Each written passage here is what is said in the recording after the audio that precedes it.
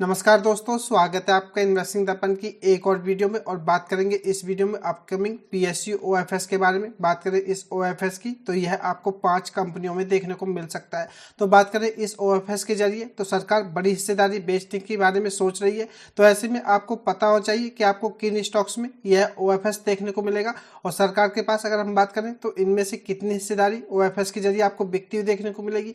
तो यह वीडियो काफ़ी खास होने जा रही है। वीडियो में आपसे वह स्टॉक्स भी डिस्कस करूंगा या वह कंपनी भी डिस्कस करूंगा जिनमें कि आपको ओएफएस देखने को मिलेगा और सरकार के पास इसमें कितनी हिस्सेदारी है और कितनी हिस्सेदारी सरकार ओएफएस के जरिए बेच सकती है। तो आप वीडियो को अंत तक देखिएगा ताकि आपको अच्छी तरह से पता चल सके कि आपको इन स्टॉक्स में कितनी बड़ी हिस्सेदारी बिकती हुई देखने को मिल सकती है और आपके पोर्टफोलियो में इनमें से कौन सा स्टॉक है। क्योंकि फ्रेंड्स, जैसे ही आपको ओएफएस आता हुआ देखने को मिलेगा तो यह ओएफएस आपको स्टॉक का जो प्राइस है उससे सस्ते प्राइस पर आता हुआ देखने को मिलेगा। तो ऐसे में आपको स्टॉक में बड़ी गिरावट भी देखने को मिल सकती है। तो चलिए देख लेते हैं फटाफट ये कौन से स्टॉक है। बने रहिएगा वीडियो में। इससे पहले चैनल पर नए हैं तो चैनल को भी सब्सक्राइब कर लिए। वीडियो अच्छी लगे तो वीडियो को लाइक करना भी ना भूलें। बात करें खबर की तो खबर सूत्रों के हवाले यानी कि रिपोर्ट के माध्यम से हमें आती हुई देखने को मिल रही है कि सरकारी बैंकों का जो ऑफर फॉर सेल है, सरकार इसे लाने की तैयारी में लगी हुई है या इसकी तैयारी हो रही है। बात करें सरकारी इंश्योरेंस कंपनी की तो इसका ओएफएस भी आएगा और बात करें सरकार की तो 4 पीएसयू बैंकों में भी आपको यह ओएफएस आता हुआ देखने को मिलेगा।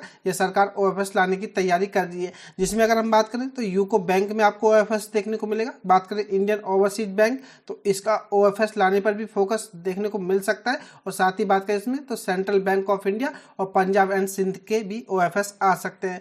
जानकारी यह मिल रही है कि विनिवेश और लोक संपत्ति प्रबंधन विभाग यानी कि डीपम की बात करें तो ड्राफ्ट कैबिनेट नोट पर राय मांगी है और न्यू इंडिया इंश्योरेंस की बात करें तो इसके ओएफएस के जरिए हिस्सा कम करने की योजना हमें सरकार की देखने को मिल रही है। और सरकार का अगर हम बात करें तो डेडलाइन से पहले बैंकों की हिस्सेदारी को कम करने पर फोकस है।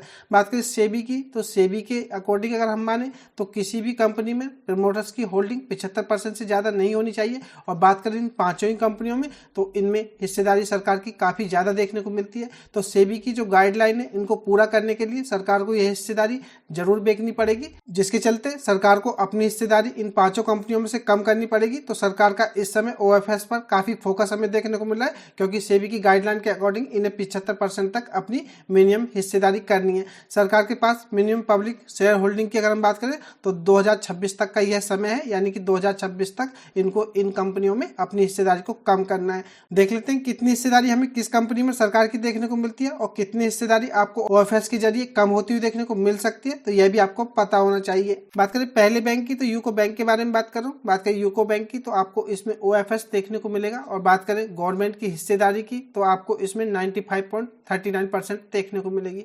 अगर हम इसमें से 75% की हिस्सेदारी को बचाएं, जो कि सेबी का नियम है कि 75% से ज्यादा हिस्सेदारी प्रमोटर्स या प्रमोटर्स ग्रुप की नहीं होनी चाहिए, तो उसके हिसाब से अगर हम देखें तो आपको 20.39% का यह ओएफएस देखने को मिल सकता है।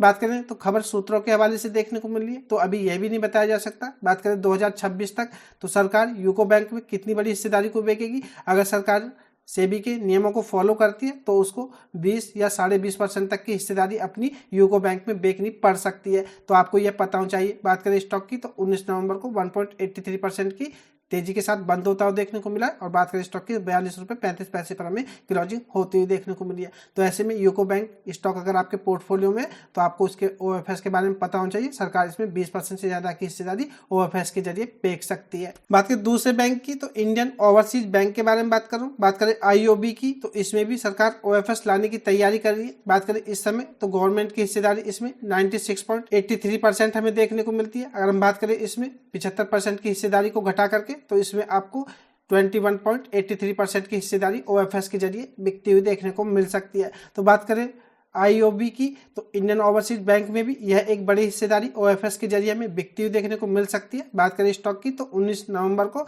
2.12% की तेजी के साथ बंद होता हुआ देखने को मिला और स्टॉक की 51 रुपये के आसपास क्लोजिंग होती हुई देखने को मिली है। तो आपको इंडियन ओवरसीज बैंक के ओएफएस के बारे में पता होना चाहिए कि सरकार के पास कितनी हिस्सेदारी है और कितनी हिस्सेदारी आपको ओएफएस के जरिए बिकती हुई देखने को मिल सकती है। अब बात करें तीसरे बैंक की, तो सेंट्रल बैंक ऑफ इंडिया के बारे में बात कर रहा हूँ। बात करें सेंट्रल बैंक ऑफ इंडिया की, तो इसमें भी OFS के जरिए काफी बड़ी हिस्सेदारी बेची जाएगी। बात करें स्टॉक की 19 नवंबर की, तो 1.15% की गिरावट में स्टॉक बंद होता हुआ देखने को मिला है और स्टॉक की क्लोजिंग 52.25 रुपये पर हमें होती हुई देखने को मिली है।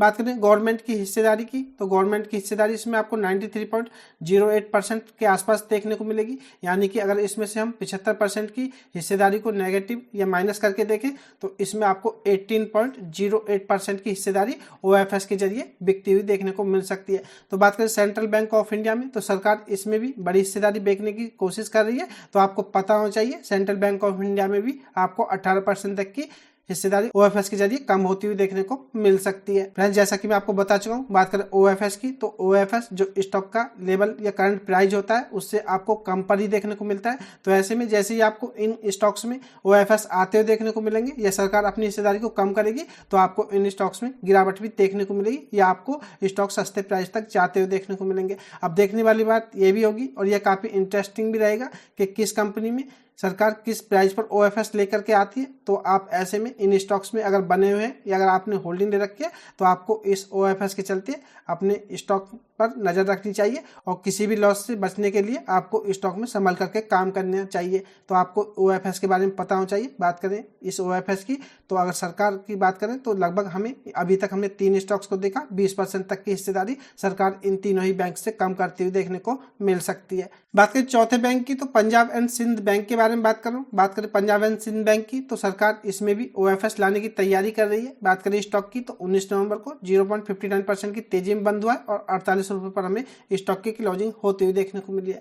बात करें पंजाब एंड सिंध बैंक में गवर्नमेंट की हिस्सेदारी की, तो यह 98.25 देखने को मिलती है। यानी कि बात करें पंजाब एंड सिंध बैंक में, तो सरकार की हिस्सेदारी हमें काफ़ी बड़ी देखने को मिलती है। और बात करें इसमें से, तो 75% अगर हम हिस्सेदारी को निकालें तो सरकार इसमें 23.25% की बड़ी हिस्सेदारी OFS के जरिए बेच सकती है। तो आपको पता होना चाहिए। बात करें सरकार की, तो सबसे बड़ी हिस्सेदारी आपको पंजाब एंड सिंध बैंक में देखने को मिलती है और इसी में आपको बड़ा OFS भी देखने को मिल सकता है। तो आपको यह पता होना चाहिए। बात करें पांचवी कंपनी की जिसमें कि सरकार OFS के जरिए हिस्सेदारी बेच सकती है, तो यह हमें इंश्योरेंस सेक्टर से देखने को मिलती है। बात करें न्यू इंडिया एश्योरेंस कंपनी की, तो इसमें भी सरकार बड़ी हिस्सेदारी बेचने की फिराक में। बात करें 19 नवंबर की, तो स्टॉक 0.41% की तेजी में बंद होता हुआ देखने को मिला और स्टॉक की क्लोजिंग 176 रुपये के आसपास हमें होती हुई देखने को मिली है। बात करें न्यू इंडिया एश्योरेंस कंपनी में गवर्नमेंट की हिस्सेदारी की, तो आपको इसमें 86% देखने को मिलेगी। यानी कि बात करें इसमें अगर हम माइनस करें 75% को, तो आपको इसमें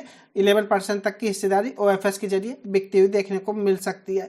तो बात करें सबसे कम हिस्सेदारी हमें न्यू इंडिया एश्योरेंस कंपनी में देखने को मिली है। यानी कि बात करें तो 11% की हिस्सेदारी का OFS आपको न्यू इंडिया एश्योरेंस में देखने को मिल सकता है। तो मुझे यही खास अपडेट इन 5 कंपनियों से आपको देनी थी। इसमें आपको 4 PSU बैंक देखने को मिलेंगे और एक इंश्योरेंस कंपनी है। आपको इन 5 में ही 2026 तक सरकार की तरफ से बड़े OFS लाने की तैयारी होती हुई देखने को मिल रही है। तो ऐसे में आपको पता होना चाहिए, अगर आपके पास या आपके पोर्टफोलियो में कोई स्टॉक है तो आपको पता होना चाहिए, क्योंकि इन OFS के चलते आपको स्टॉक पर जैसे ही OFS आता हो देखने को मिलेगा तो बड़ा प्रेशर भी देखने को मिल सकता है। तो ये खास अपडेट की वीडियो आपको कैसी लगी मुझे कमेंट करके बताएं। वीडियो अच्छी लगी हो तो वीडियो को लाइक करें, शेयर करें। मैं मिलूंगा आपसे नई वीडियो में, तब तक के लिए नमस्कार।